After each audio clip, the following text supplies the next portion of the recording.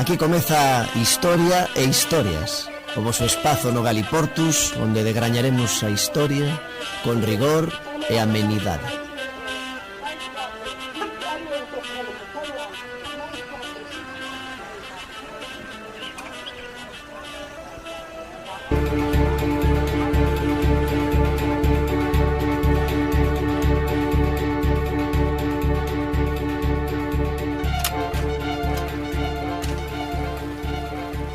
Film Nación é un film da miña xeración.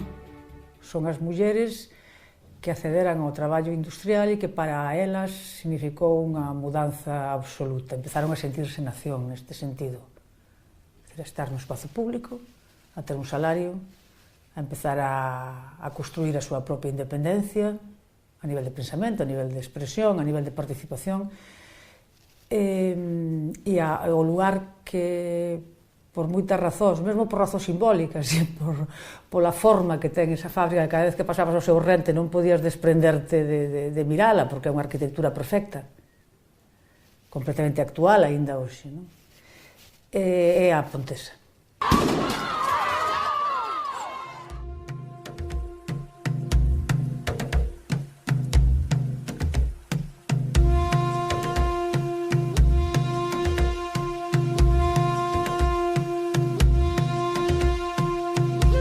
Eran moitas naquel universo nacionalista de finais dos 60 e dos primeiros 70 onde a militancia se contaba por dúcias no mellor dos momentos.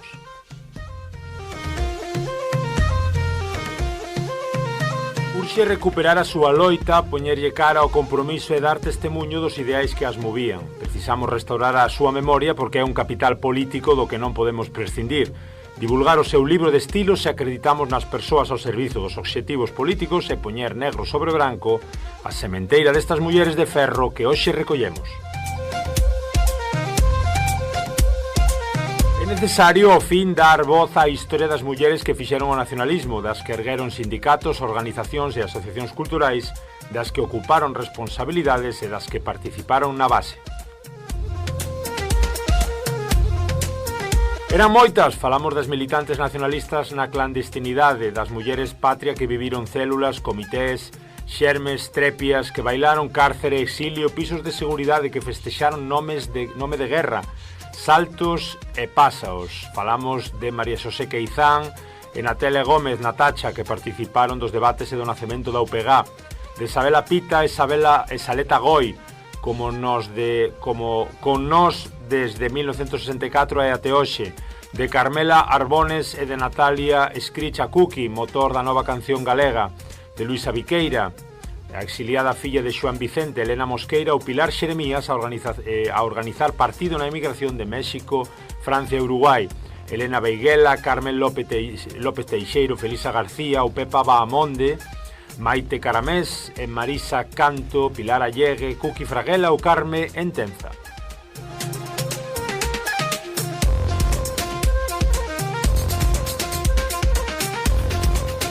Que dicir tamén de María do Carmo García Negro, de Marisa da Fonsagrada, de Carme Fernández, que construíron o movimento cultural Enati, a mestra de Rianxo que tiraba propaganda, elaboraba o barbeiro municipal e agochaba un reboiras clandestino na súa casa. Eran moitas outras, aquí deixamos unhas pezas para facer o mosaico, pezas que hai que completar con outras, mas aínda novas, e darlle forma para fixar, sen dúbida, un capítulo de historia de nós, para lembrar sempre de onde vimos e a onde vamos, para homenaxear hoxe e mañá as nosas rosas.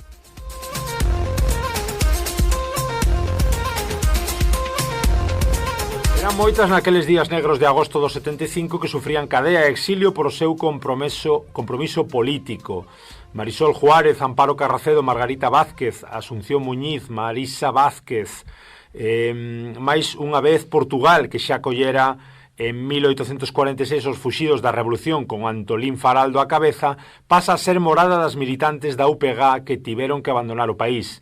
Alá, nun piso do Porto, desde 1974 atopábase a delegación do exterior deste partido dirixida por Margarita Ledo, que se tivera que exiliar anos atrás ao ser sorprendida nun reparto de follas boandeiras e que no seu traballo recibiu apoio tamén da exiliada Carme Graña Penedo, que fuxira da Galiza após o desmantelamento do aparato de propaganda da UPG no Morrazo en 1973.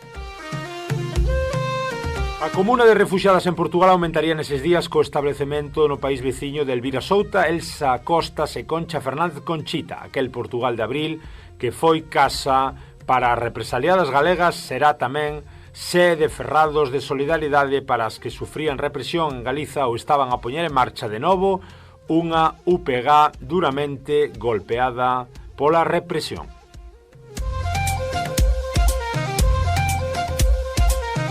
O que escribía Cilia Torna o 12 de agosto de 2016 baixo o título no Nós Diario Mulleres detidas e exiliadas no agosto negro de 1975, nacionalistas contra Franco, cun antitítulo 41 aniversario do asesinato de Moncho Reboiras. Antes escoitabades tamén unha pequena intro na Nós Televisión de YouTube, unha entrevista á propia Margarita Ledo falando do filme Nación en 2020, falando de feminismo, falando de clase.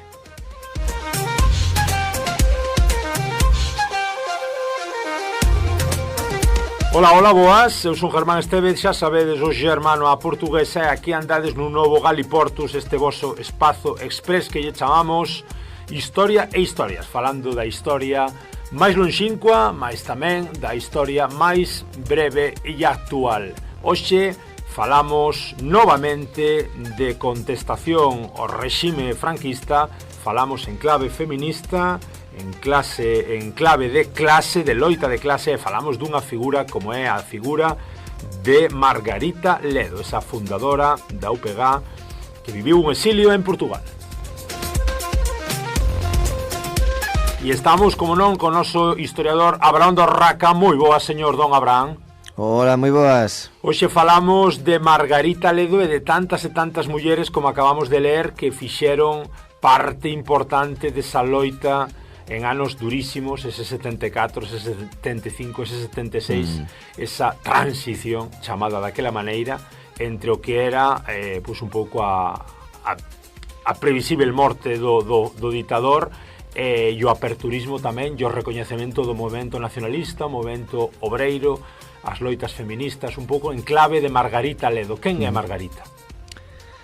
Pois é unha figura bastante poliédrica, non? Porque ao final xornalista, cineasta, escritora, sí, quen teña docente. visto, pois por exemplo, as 2 da mañá na Galega 2, Santa Liberdade, pois sai da súa dirección, por exemplo. E non é por acaso que Santa Liberdade pois sexa unha obra de Margarita Ledo, tendo en conta pois iso que estamos a falar pois, de resistencia ao franquismo e demais, e sobre todo de colaboración entre quen estaba a resistir deste lado da raya a bota de Franco e compañía, e quen estaba a resistir do outro lado da raya as botas do salazarismo, inclusive xa pois, con Salazar morto, pero si esas botas do Estado Novo encima, non? Precisamente pois toda esa rede que se tiña tecido en Portugal pola Liga da Unidade de Acción Revolucionaria que permite que moita xente pois acabe sobrevivindo, non? Despois dese desmantelamento da Unión do Pobo Galego, a partir do traballo de Eduardo Noriega, de Miquel Lejarza, do Lobo, que xa inclusive antes de se infiltrar na ETA, pois o que fai pois buscar pois iso, infiltrarse en contactos coa Unión do Pobo Galego, que nese momento pois estaba a articular unha resistencia pois bastante combativa, tanto no plano, se quer, máis político, sindical e demais, máis tamén precisamente en colaboración pois con ese lugar, con esa, non con Galloso, con esa Liga de Acción Revolucionaria, pois si facer tamén certas accións armadas.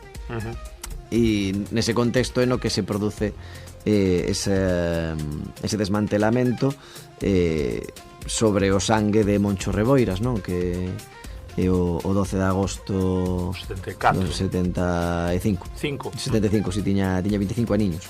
Pois é baleado nun portal en Ferrol, non? Onde todos os anos se lle fai homenaxes, non? Unha ali en Ferrol, outra en Imo, non? De onde era originario, e é baleado, pois iso, polas costas e bastantes veces nun caso, pois iso, de violencia policial tremendo. E hai unha desbandada enorme de militancia, pois non só da UPG, senón pois de máis organizacións, porque ven que a que pode vir pode ser tremenda, non? Efectivamente, claro, xa houbera algún arresto, xa houbera algunha tortura, xa houbera, pois iso, inclusive pois a propia Margarita xa estivera previamente tamén exilada, mas hai unha desbandada tremenda porque víase que é certo que eran xa os estertores, xa Paca Culona, como lle chamaban a Franco, pois xa estaba no minuto 45 do segundo tempo e non se sabía se ia haber penaltis, non? Xa os penaltis foron entubalo e mantelo vivo en cuanto intentaban que non se desatase o que ia quedar ben atado, e bien que se ia ir a por todas, non? Se vemos o contexto global, pois vemos eses procesos de Burgos, vemos eses últimos anos nos que sempre se vende moitas veces esa imaxe de foi moi duro o comezo porque había fame, porque sería, non sei, había fame e autarquía e tal, pero despois foise suavizando. Para quen? Foise suavizando para quen emigrou grazas a Franco, o mellor, que dice esa xente que che di agora que eu puiden marchar grazas a ele.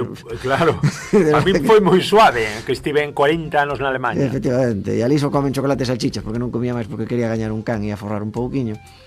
Pero para moita xente non foi tan suave, non? E sobre todo pois para quen pois pretendía non só actuar desde a consciencia, senón tamén contribuir á conscienciación e a elevar esa consciencia de toda unha xeración que crecera, non? Porque estamos a falar de xente que xa naceu depois da guerra, e é xente que creceu pois baixo esa sola das botas do franquismo.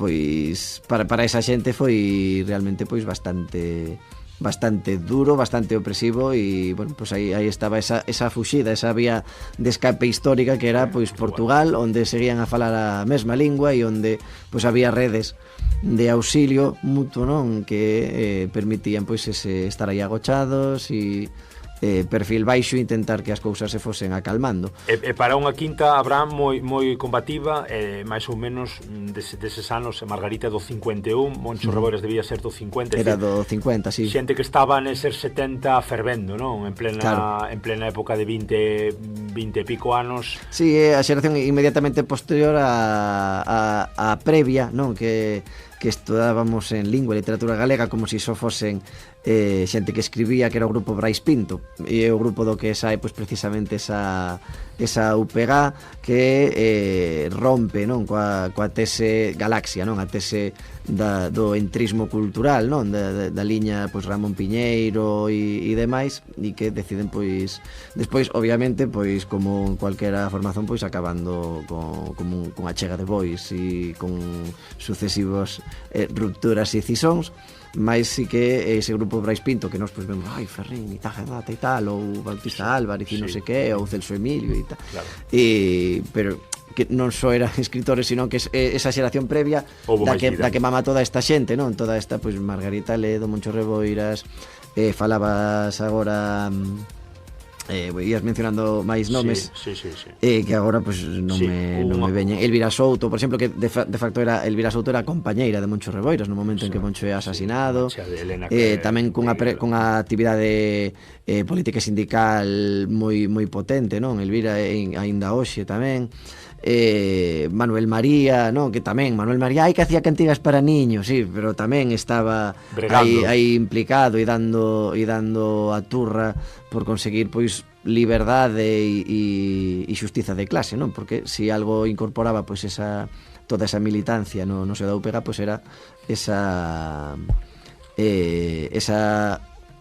idea de luta de clase e de primar os intereses da clase traballadora, non, por encima de... E das mulleres, neses primordios aí, neses inicios tamén do feminismo a galega. Moitísima presenza. Aparte, non unha defensa das mulleres desde soy un hombre que voy a defenderlas, senón con moita presenza activa de moitísimas mulleres que aínda hoxe se lles está a deber a debida homenaxe. Pois desde aquí, esa nosa homenaxe desde o Galiportos, desde o Historias para todas esas mulleres que loitaron tanto e tamén desde o exilio, se é que estar no Porto lle podemos chamar o exilio, mas se é como estaba a cousa no 75. Sí, tamén podían dicir, yo me fui al Porto gracias a Franco. Al Porto de Oporto, moi ben. Pois aquí estamos, como dicimos, facendo esa pequena homenaxe a Margarita Ledo e a todas esas xentes que loitaron nunhos anos durísimos de fin do franquismo e que conseguiron tamén pois as súas reivindicacións poñelas por riba do tablero político. Sí que hai unha cousa por conectar con outro historias da historia que fixemos, non? E un deses nomes que cando cruzaban a raya lles botaba bastante a man era, entre outras xentes, o Camilito, que era o pai de Xoana e Mariana, non? Das irmás Mortagua, que aínda están hoxe tamén a dar a turra aí polos dereitos traballistas. Que morreu hai nada. Sí, un ano ou dous, como moito. Sí. Pois, o dito, Margarita Ledo e as súas coetáneas que chegaron ata hoxe cunha marca potentísima de loita. E aquí esa pequena homenaxe no noso Historias.